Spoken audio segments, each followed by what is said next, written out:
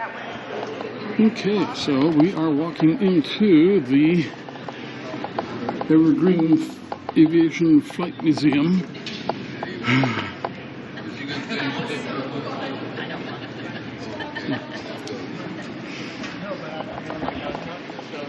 Alright, so there is Howard Hughes Spruce Goose. Largest wooden aircraft, and it is big. It is hard to describe how big it is unless you are here looking at it.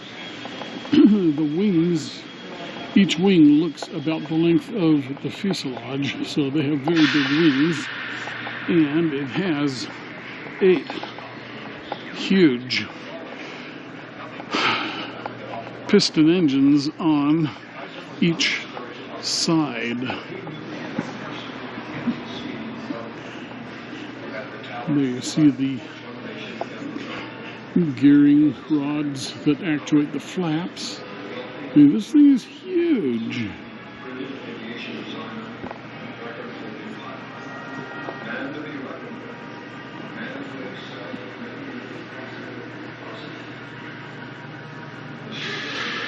Definitely worth coming down to see it.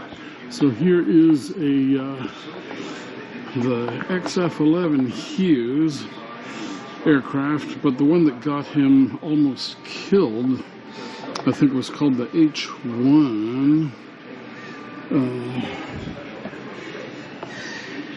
You see, this one here is a single prop model, but you can see here he had a counter-rotating prop model, and apparently when he was flying it, something happened with one of the engines, and it caused him to go out of control and crash, which nearly killed him. But it was a very cool design. And it even has a little Howard Hughes inside of it. So Howard Hughes, he was quite the person. One of the great innovators of the modern era. That's where he made his money, was patents for drilling equipment.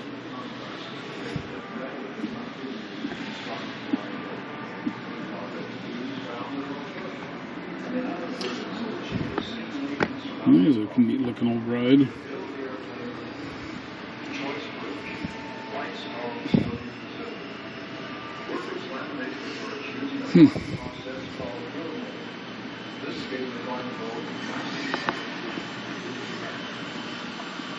Okay, now this is a Skyhawk.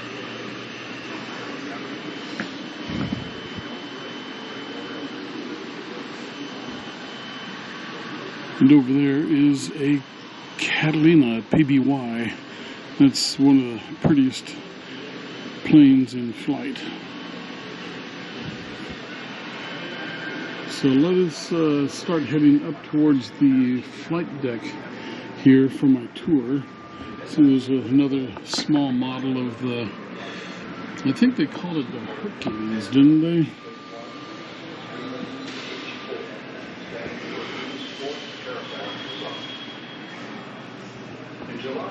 Spruce Goose.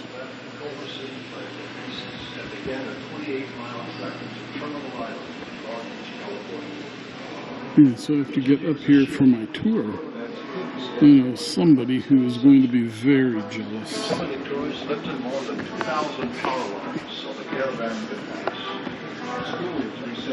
But yeah, look at these engines.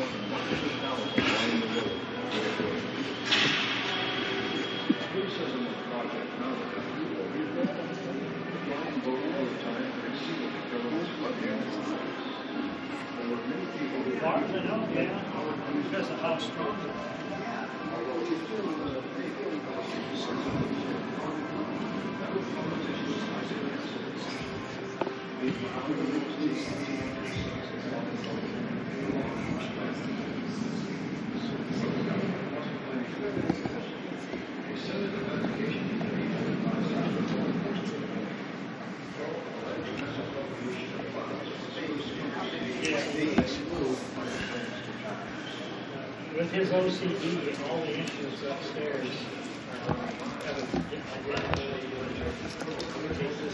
Get my readers on here. So there is the Spruce Goose. You see that has the widest wings, the most engines. The Antonov 225 Mariah, which was destroyed by Russians in Ukraine.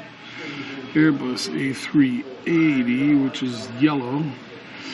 And the Boeing 747-8 in orange, brown.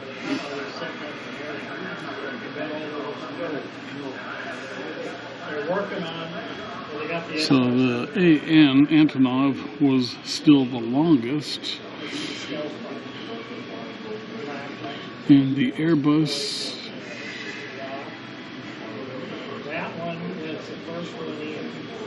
and the Spruce Goose were nearly the same tail height, 1 inch taller for the Spruce Goose.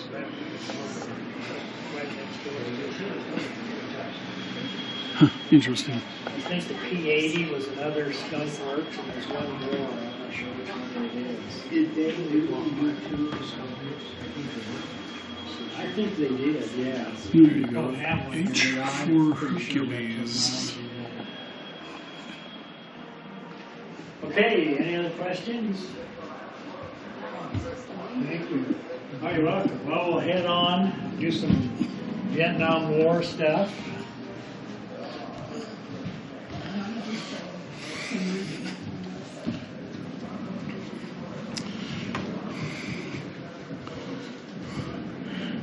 Interesting. Look at the size of this thing. Massive volume.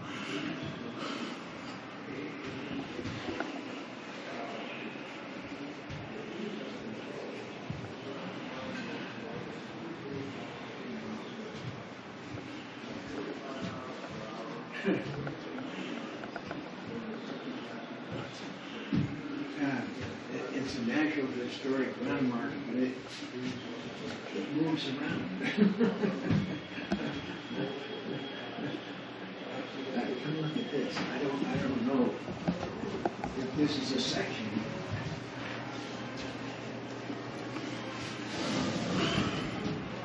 So I'm just waiting for my tour guide now. 3 pieces.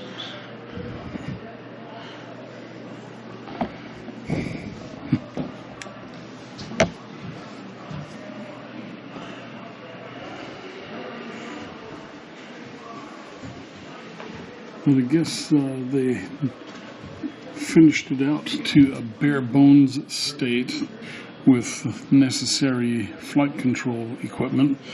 I don't know what these beach balls are, but I'm sure they're something. It has a bit. Oh, was that fire suppression, I guess? Okay, well, let me close the camera here for a minute and wait for my tour guide.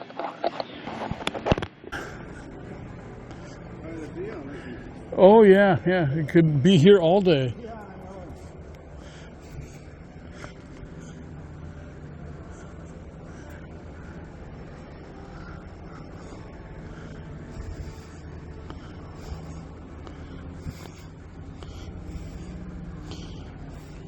Bessie Coleman.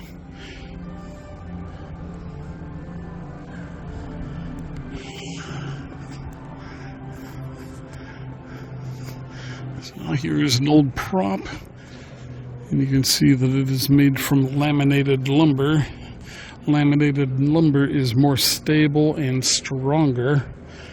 I don't know how good the glues were back then, if they had epoxy or something else. Two-seater.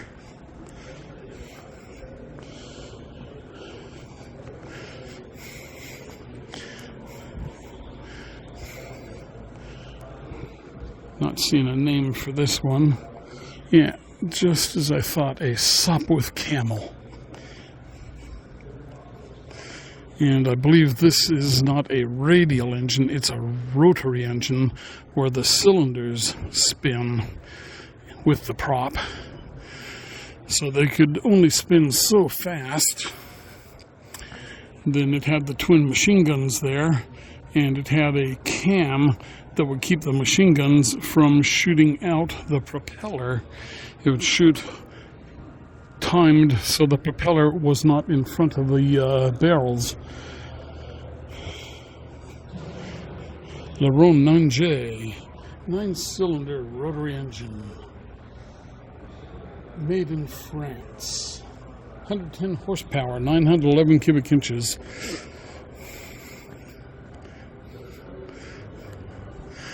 It's funny, you see that copper work on there. Just in the last couple of years, they have started selling copper plumbing connectors using that same principle. So, once again, what you think is new technology is old technology rediscovered. And here's the different props.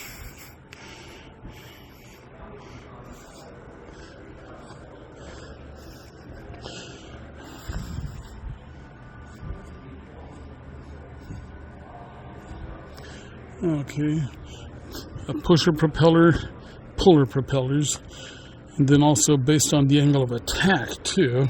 See how this one's got a very steep angle of attack and this one doesn't.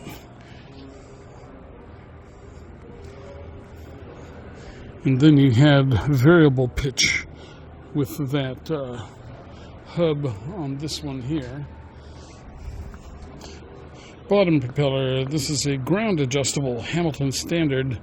If the pilot needed more power, the pitch of the blade could be changed while the aircraft was parked. Eventually this propeller would be mounted on our Curtiss Wright CW-15D air sedan, currently in restoration.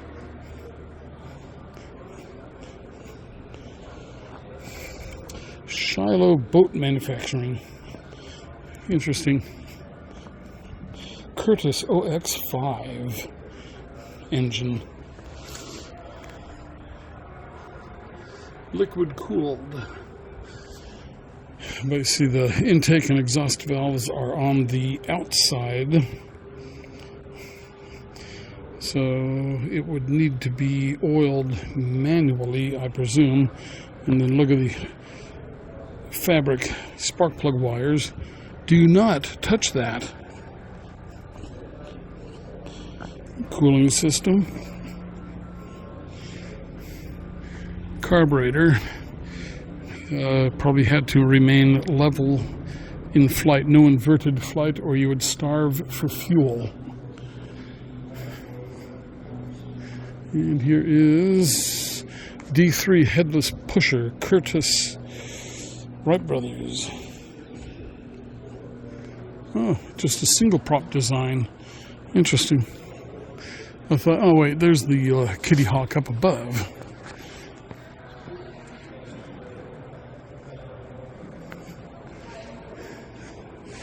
There, 1903 Wright Flyer. Kitty Hawk, what, North Carolina or something like that? Yeah, Kitty Hawk, North Carolina. And there is the picture. Took off from a track.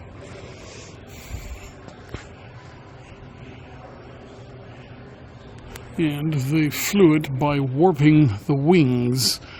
He had his handle, and he would pull this way or that way, and the wings would twist, and that is how he got steering.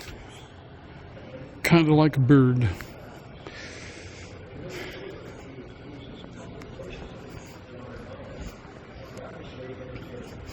Yeah, so I think this is a replica.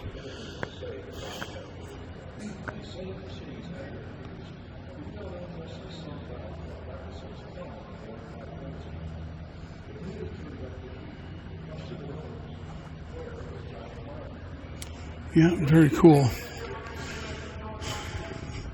So you can see the valves were inside of tubes, and it looks like they had oil on them. And I'm only seeing one spark plug per cylinder.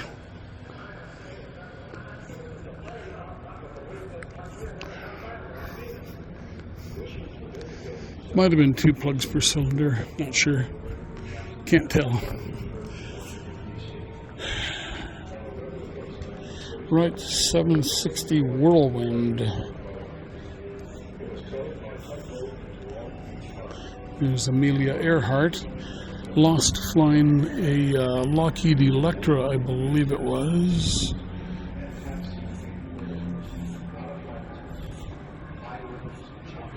Yeah, Lockheed Electra 10E.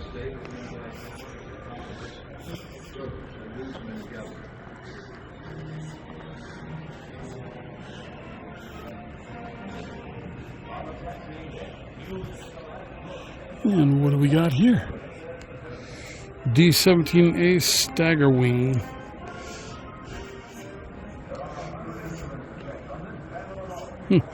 The lower wing leads the upper wing.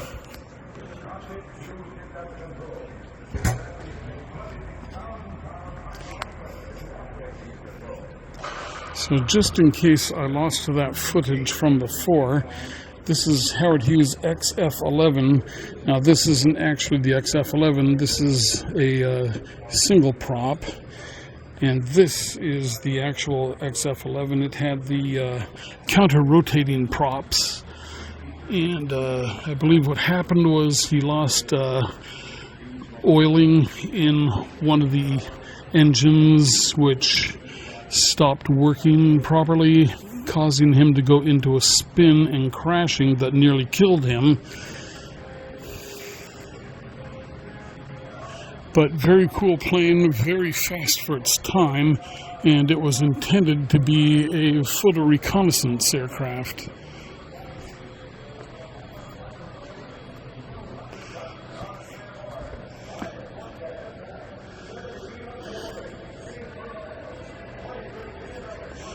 And there was one of Howard Hughes's cars.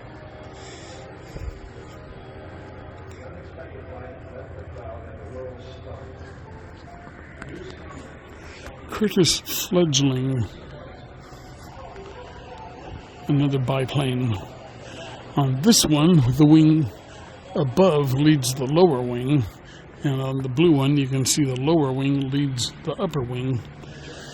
So here's its engine, 2, 4, 6 cylinder. Usually they like odd numbers of cylinders in radial engines.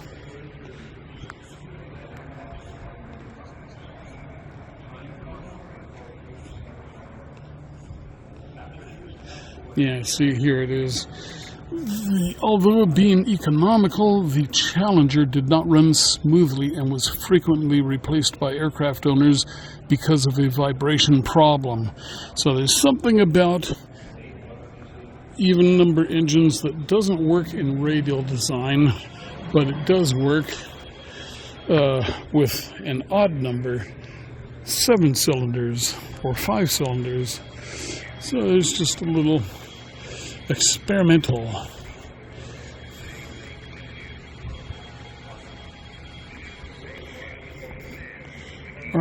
RC-3CB.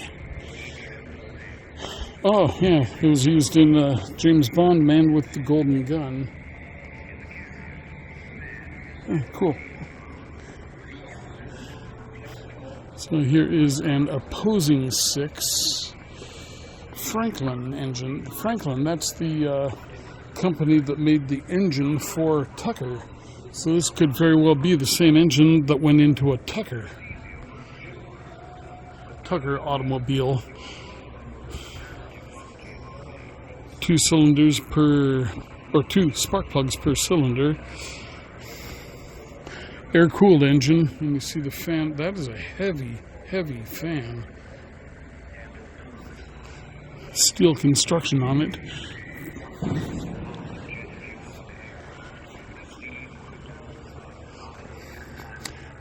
So there you have the A4E Skyhawk. That was with the Blue Angels for a long time. It was on aircraft carriers, and I guess it was a good plane, a good flyer, is what I've heard from people that flew them. I think this is John McCain here.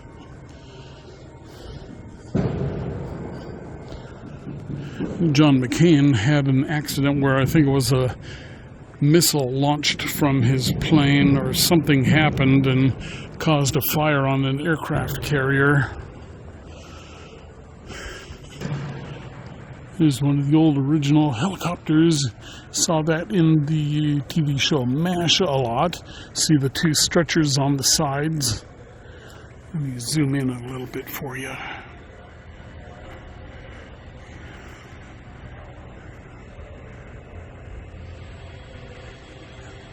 Okay. There's a crop duster. And crop dusters liked helicopters because the rotor would force spray down into the plants and stir it around, get good coverage.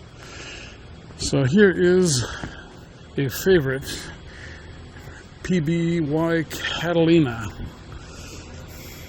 For a while, back in the 60s, I think it was, you could actually buy one of these converted as a mobile home aircraft. But yeah, I think they were one of the most elegant aircraft in flight. And they saved a lot of lives.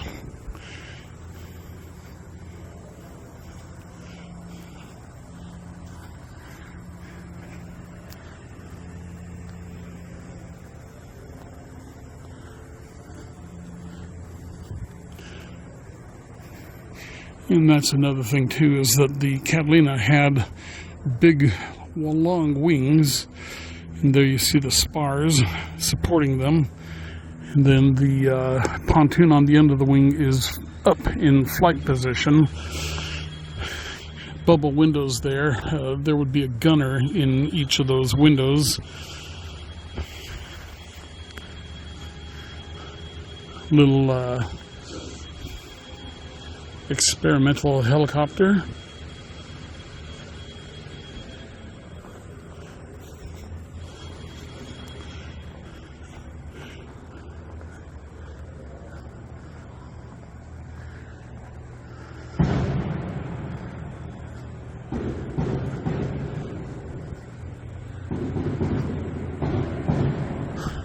But what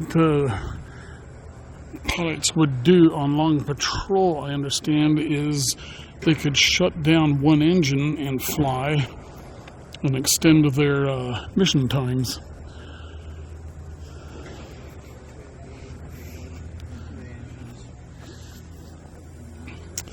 And there she is in flight.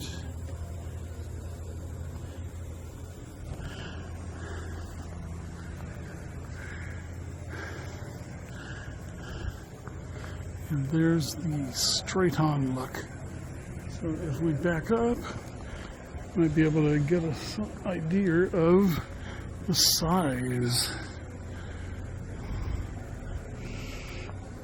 Okay. And so my tour guide said this is a DC-3 that flew 3 missions on D-Day, and that is worthy of historic restoration. And this here, this is a DC-3A, American Airways. Yeah, and he says that the seating arrangement in here is very spacious. Okay.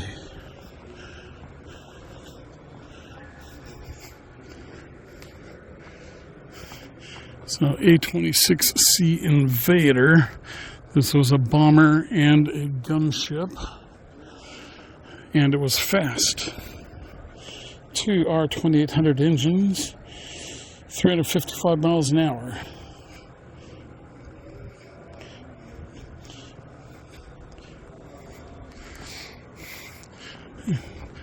This here's a famous one, F-4 Phantom 2, F-4C Phantom 2. 1,472 miles an hour.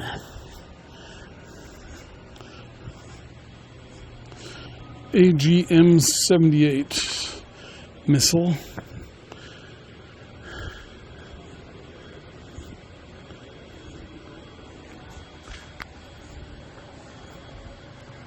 And that's a 2-seat.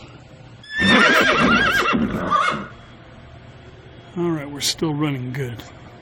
Stupid camera's been shutting off on me. Okay, so here we see the fold-up ends of the wings for storage on aircraft carriers. And I don't know what this is. Oh, this is the ejection body of an F-111 Aardvark supersonic aircraft, and the crew would eject in a capsule here, and they had a side-by-side seating arrangement. And apparently the Aardvark was an extremely fast aircraft, and at its top speed you could only do it for a few minutes, otherwise the the body temperatures would go up to dangerous levels. Okay, O2A Skymaster. And then later on, I believe, was the OV-10 twin-engine turbopropped plane. Here is the Nazi. What was this one, a 190 or a 109? I forget which one's which. Yeah, this one's got the radial engine. The one in the picture has the inline engine. So there you go, MiG-15. Saw that in the Korean War.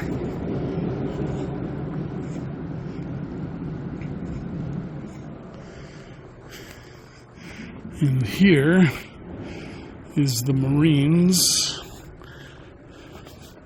Now, which one is this? I want to say that this is the Sabre.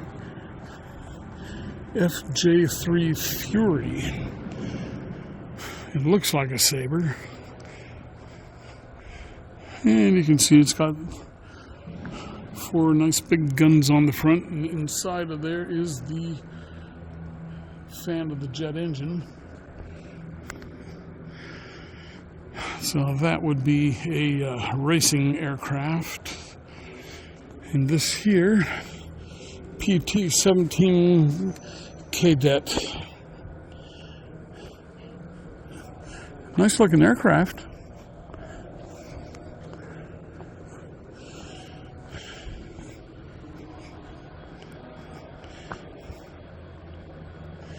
So these are the engines that were on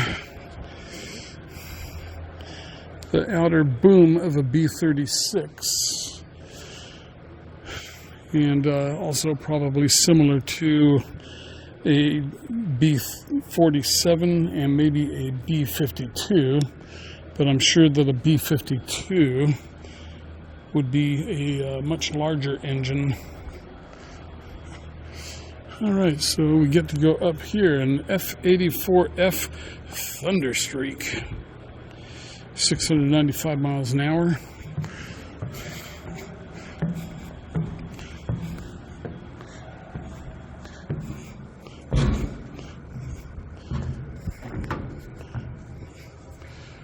And there you see the controls.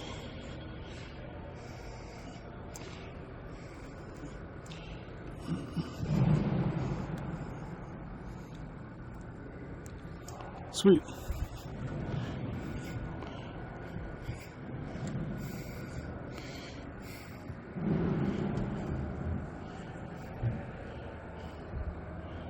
Maryland, I think it is.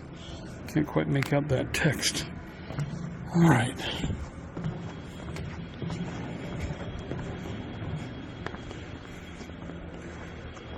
Okay. And here you go. I think this was a British design, de Havilland, DH-112 Venom.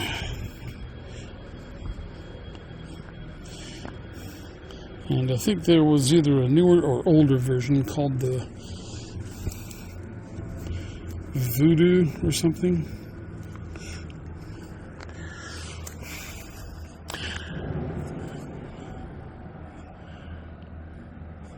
Oh, it replaced the Vampire. The Vampire was the earlier version.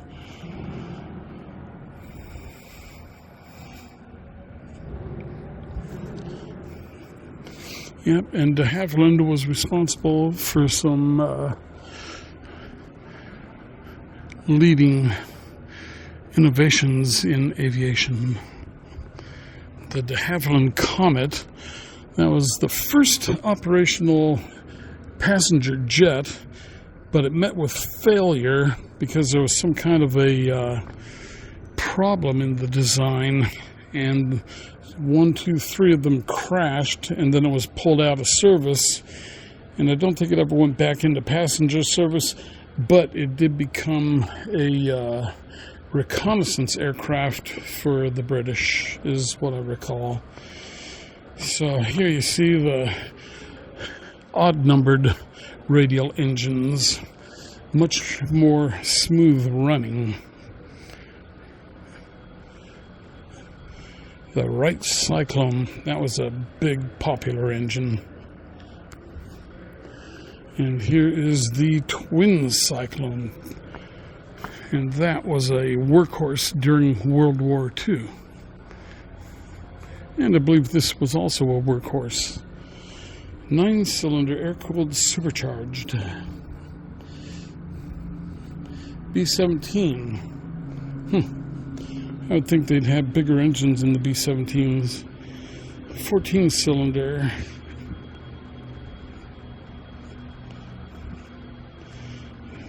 Yeah, it powered the B-25 and the Avenger and some other high-performance two-engine bombers. Okay. Oh, and then here we have the de Havilland Gypsy Queen 70 Mark II.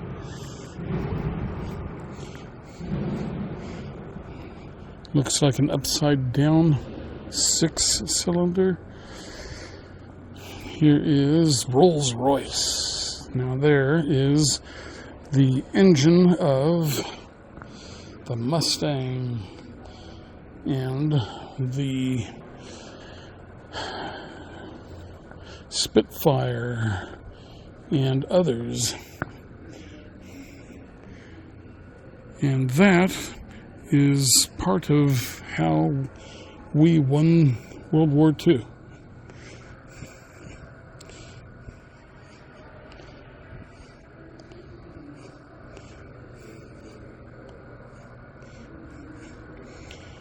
Yeah, so here's the de Havilland Mosquito, P-51, and Spitfire, or Supermarine Spitfire. Okay. Well, I know Kelly is around here somewhere looking for me. MiG-15 multi-midget.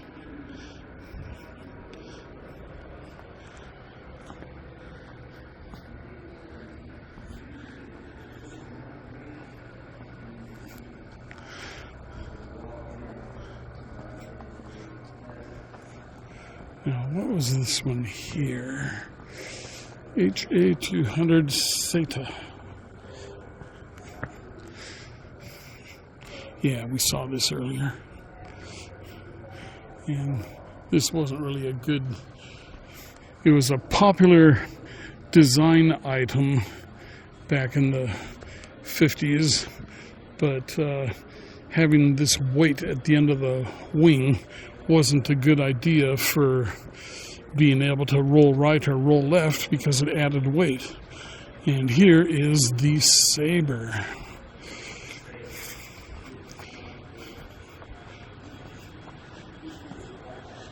F-86H Sabre.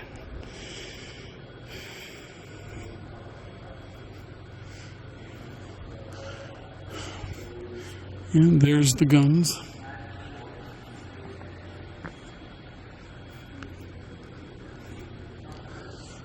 All right, what do we got here? Let me pause you for a minute.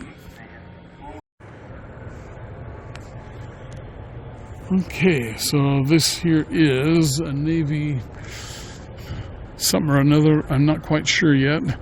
OV-1D Mohawk. Okay, well, this looks like a Navy version, but the pictures are Army, and it looks like a ground attack aircraft with several rocket pods. Okay, let's go see what this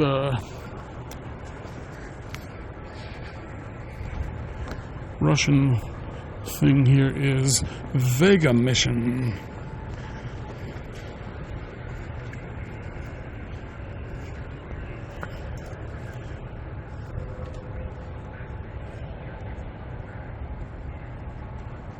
Okay, to Venus.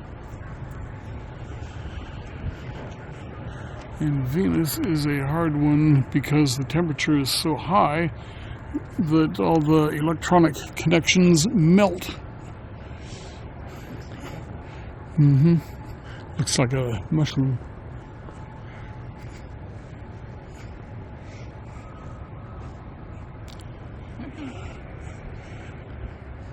If you're close enough to read beware of jet blast, it's probably too late. Yeah, if you can read that, it's too late. There's the exhaust from the turboprop.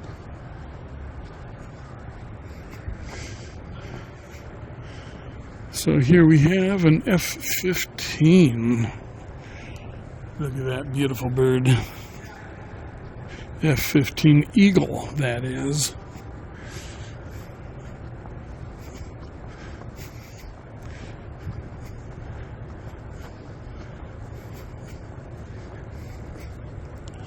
F-15A, first version. Single seat. Here's a 2-seat. And still one of the dominant aircraft in the world.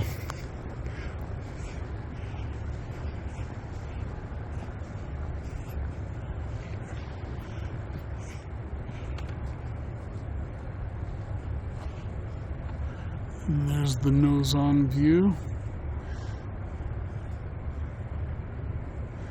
And let's go in a little tighter. And maybe just a wee bit tighter again.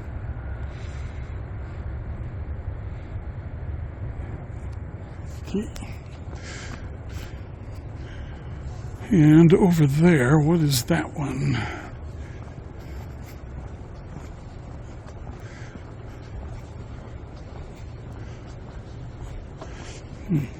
Can't walk through there. Oh, there's a bunch of telescopes. Admission required to get in there. I guess we cannot see that. Yeah.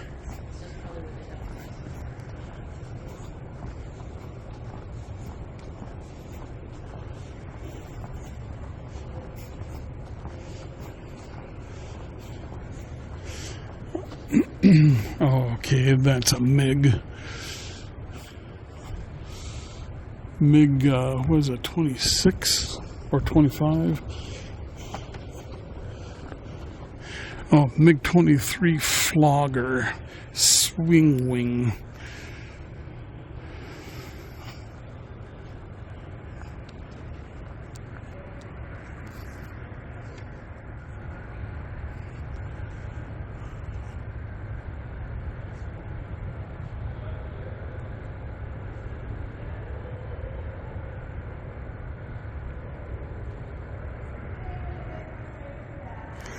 Okay, that concludes our trip through the Evergreen Aviation and Space Museum. And just a couple of things here. There's a turbojet engine and there's a turbofan engine.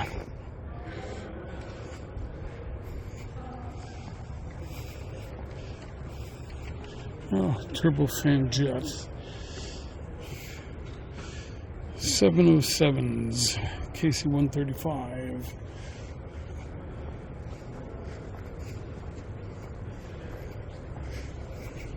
JT-9D high bypass turbofan jet. Here it's being tested on a B-52. The first 747 and then a DC-10.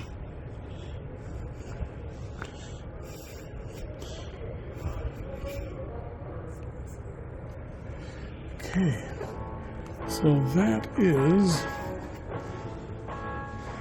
the end of our tour. And look at the size of that thing.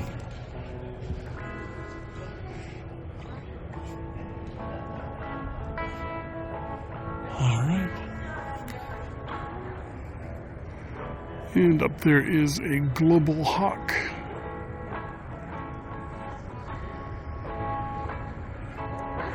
Replica, I'm sure.